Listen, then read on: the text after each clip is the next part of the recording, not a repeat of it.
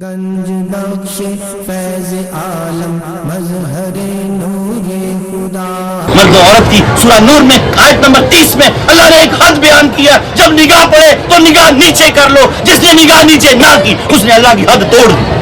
جس نے خیال کو پرگندہ کیا، آج یہ دور ہے، میں اس لیے آپ کو کلیئر کرنا چاہ رہا ہوں میری بیٹیاں انٹرنیٹ سے، یہ جو آج معاملات ہے لو میرج کے، ان کو ختم کرو. یہ ماں باپ کے ذمہ لگا دو کام، ماں باپ کی رضا میں راضی ہو جاؤ. یاد رکھو اپنے فیصلے انسان کو برباد کر دیتے ہیں. ماں باپ کا غلط فیصلہ بھی ہوا تو اللہ اس میں برکت ڈال دے گا، کیونکہ اللہ نے ان کی اطاعت کا وعدہ کیا. اللہ نے ماں باپ کا ہی ساتھ دینا.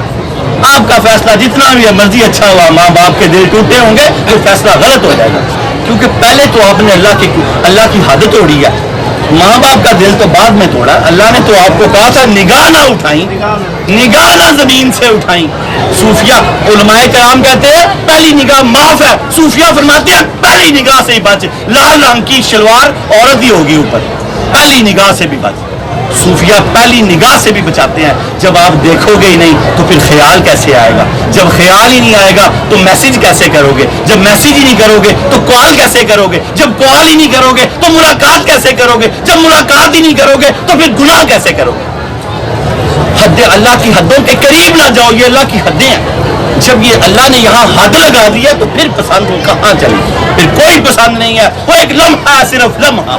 جب حکم دیا گیا کہ دیکھ لو، پسند کر لو اور ہاں کر لو، پیچھے اس کے کچھ نہیں ہے. پیچھے اس کے کچھ نہیں ہے. ماں باپ نے دیکھ لیا، آپ نے اس کو دیکھنا اور اوکے کر دینا، یہ اجازت ہے. یہ اتنی پسند کی اجازت ہے.